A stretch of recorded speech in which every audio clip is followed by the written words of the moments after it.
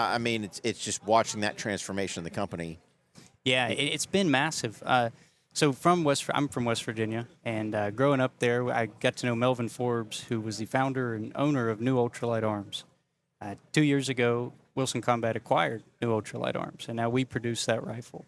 Melvin passed away, sadly, not too long ago, and it's great for me to come here and get to continue to sell his rifles and have that relationship with the consumer, because I spent half of my life growing up with Melvin.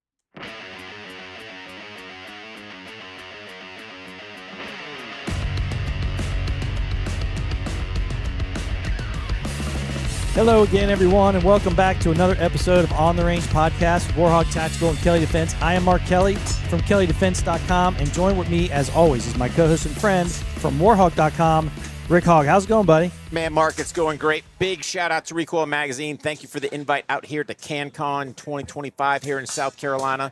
Super excited about today's guest and fellow podcaster. So we've got Sebastian from Wilson Combat. Sebastian, welcome to the show, buddy. Hey, thanks. Glad to be here, guys. Yeah. How's things going for you guys? They're going great. You know, we're having a good show. We've had a good summer. The year's going pretty well, so it's exciting. We got a couple things coming up that are going to be really cool too. Awesome. Yep. And I was telling you kind of pre-production, hey, I didn't even realize Wilson Combat was in the suppressor market, so. Yeah, so we've been in it for a while. It's been a lot of defense contracts, and it's kind of been a quiet thing. The past year or two, we've really been starting to push it. This year, we came out with the Silent Bandit and the Quail Short, so those are two brand new suppressors. So we have those here, everyone can test and so on. Nice. Yep. And then we're also talking about you guys have a podcast as well. Yeah. Man, Yeah, we just a lot going on over man. there. Look, Yeah. Wilson Combat, man, you guys aren't stopping. What's up? We're trying to. No, yeah, we got a podcast. We got a couple episodes out. We're getting industry guests, so whether it's training, other manufacturers, things like that, getting them in, just kind of helping tell their story and give the people a little of the inside of the industry. I think for a lot of people, there's this black curtain where you can't see behind. So it gives them a chance to kind of peer in and see what's going on. Yeah, we'll definitely get into that as we get going, but tell everybody about yourself and how you got into this particular industry. Yeah, sure. So for a long time, I'm a young guy. I'm 25. For the last 6 years, I've ran my own videography business. Oh, man. Yep. Went to school for marketing. Finished school, was still doing my own thing. I ended up doing freelance for Wilson last year, and it hit it off well, so we did a couple more freelance, and now I landed here. But been in the industry my whole life. My dad's a gun writer. His name's Richard Mann. Just came out with a new book, a rifle cartridge for hunters. So Nice. it Awesome. just came out. Yeah, it's really good. So yeah, I've been around it my whole life. Been to all the shooting schools and so on. So That's great. Yep. What do you do for Wilson? yeah, so I'm the creative director here at Wilson. I really handle, the direction of the marketing, what it looks like, how we're going to go through the themes and the colors and so on of the year, and Okay. real QC guy to make sure everything looks good. Well, that gives you an opportunity to come to events like this, though, right? Yep, absolutely. Yeah, and we get to interact with people, and we get to see, what they're seeing from us, how they're enjoying that type of content, and so on. So really gives us an insight to, what the consumer really wants from us. And then how are you seeing your big tech suppression censorship affect your social platforms? Yeah, it's kind of this thing. I don't know if I want to say it out loud because it hasn't affected it much. Well, congratulations, yeah. We'll let it, if you're not being affected, we'll let it let's slide. Let's do that. Yeah. The one thing I will tell you is I know, what was the name of your podcast again? The Proof House. The Proof Proof House. House, Yep. okay. And I know you guys are putting it out on YouTube. This would be my recommendation to you. Sure. Because we experience censorship like nobody's business. Yep. We've had episodes pulled off of YouTube that weren't even public yet. I would look at, we use Make Ready TV for our streaming service. So we know, even if YouTube comes tomorrow and says, hey, On the Range Podcast, you're done, we've got a third-party streaming service that goes directly to our website. Yep. I would highly recommend you guys take a look at something like that, because this day and age, dude, I've had pages deactivated. We've lost episodes of podcasts. Yeah.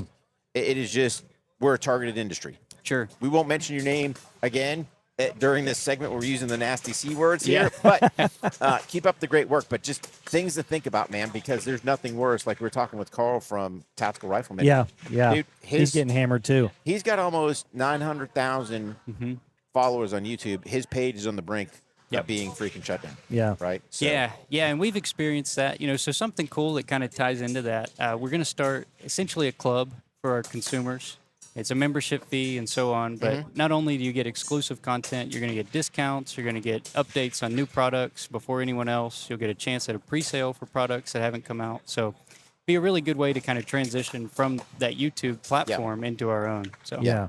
No, that's a great idea. We have a crew membership as well with On the Range Podcast, and it's been not only a good safe space, but it's also been rewarding and a lot of good content. And we do bonus stuff as well. So, that's a great idea. Now, as far as what's going on here, what kind of feedback are you seeing from your individual products that you didn't expect to see? Sure. Well, that's a good question, too. So I run the bolt action section here in our booth. So we have bolt guns, ARs, and handguns. I'm a bolt gun guy through and through. What I'm seeing more than I expected is new shooters or, never shot or just new into the industry. And that's really cool, get to kind of teach them and help 100%, them learn that. Yeah. A lot of kids, which is a really good thing. Yeah. But the feedback we're hearing is that we're so quiet. And I think that's the biggest thing. It helps.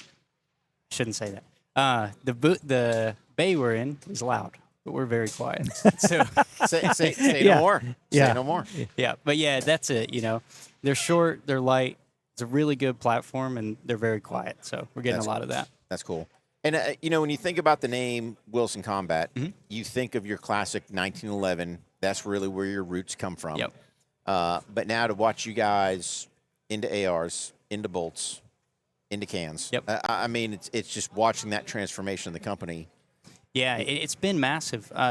So I'm from West Virginia, and growing up there, I got to know Melvin Forbes, who was the founder and owner of New Ultralight Arms. 2 years ago, Wilson Combat acquired New Ultralight Arms, and now we produce that rifle.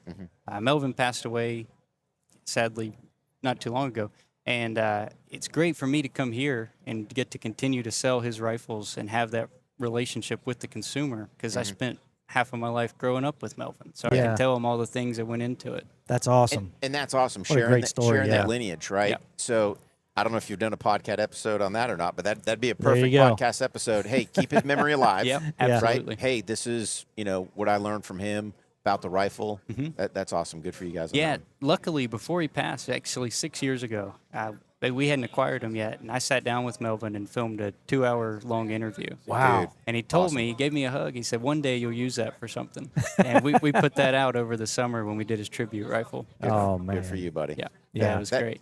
And that's what I love with this industry, right? Yeah. Is grabbing those key touch point, if you want to say people in the industry that's made that difference. Sure. And then, hey, how do we keep that story going, unfortunately when they pass. So Yeah. Well, Melvin was in the 80s, forefronting the ultralight bolt gun style. And he'd done multiple things, with Colt and Kimber, and now it's come this way, and we're over it all. So Nice. it's really great. awesome. Well, I know that that type of relationships, all of us who've been, in the firearm space for most of our lives can relate to that, and just you have the opportunity to touch those young folks here. And how's that going with you said a lot of kids? How's that going? Yeah, a lot of kids. That's going really well. Something that was really cool for me, a guy, he seemed about my age. I didn't ask him, but we were about the same. And he told me, he said, I've never shot before. Will you teach me? And I'm not an expert by any means, but it was great to kind of show him, hey, try it this way. And he saw improvement. He didn't hit the first one, then I showed him, and he hit the second one. And Yeah. There you go. Huge smile, so it was great to see that. Yeah. Yeah. And that's the beauty is people that have the courage to come out here. Yep. Hey, they've never messed with firearms before. Absolutely. To be comfortable enough where you're not going to get talked down to, you're not going to be insulted, right? Come out to this great event. Hey, maybe I'm looking to get in the firearm space. I can see everything suppressed, so I'm not getting that beat up that you get at some of these local ranges. Yep. And actually get to try stuff out before you actually buy it. So Yeah. Growing up, I had a friend, and he wanted to shoot guns, but they were too loud, and it just scared him, And finally, we got around to suppressors growing up, and he was like, this changes everything. for It me." does, yeah. So we really focus on that. But the main thing we try to do in our booth is just that connection with the consumer. Hey, whether you buy something or not, it's great. Thanks for coming out.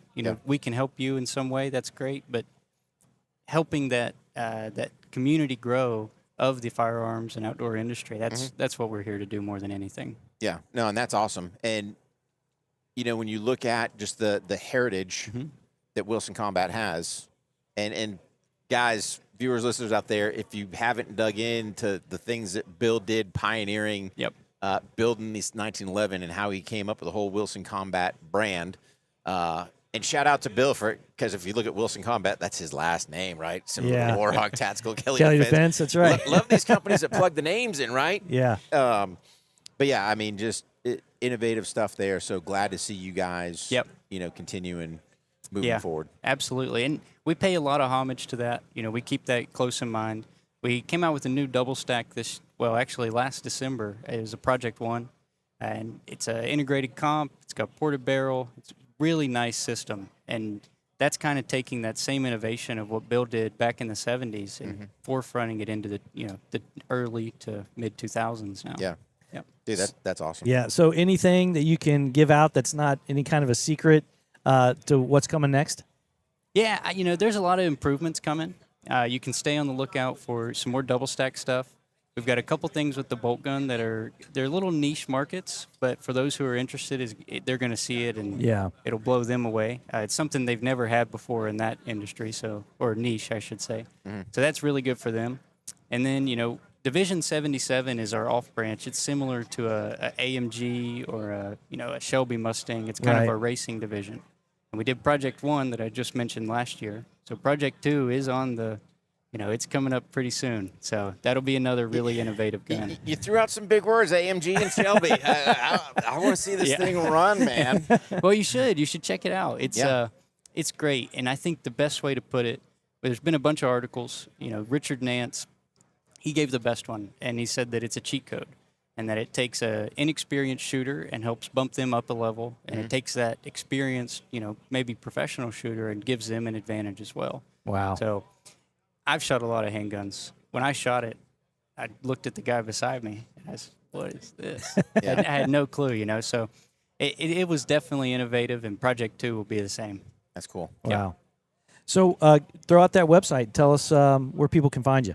Yeah, so obviously we have our website, wilsoncombat.com. You can kind of go there and shop and get to see what we have. You can check out the Project 1. There's a whole page on it. You can see the bolt guns and everything. Our YouTube channel, Go Wilson Combat, not .com, Go Wilson Combat.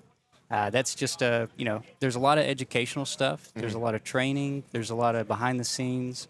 So there's a lot of value there. And those are our two main. We have the Instagram, X, and so on. Those are just Wilson Combat. But WilsonCombat.com and Go Wilson Combat on YouTube. We're big at driving people to the website, right?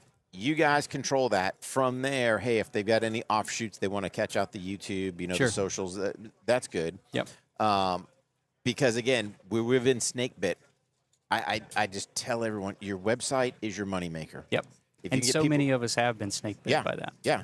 And if you can embed your videos on your website, I'd much rather have somebody, in my case, at warhawk.com, watching our videos there, preferably not from a YouTube link. Yep. Because I've done website audits, and all of a sudden you see that black screen going, where'd my video go? Right. Right. Absolutely. So, and then you're kind of halfway cheating. Your customers are coming to your site. It's like expecting to see something, and there's nothing there. So.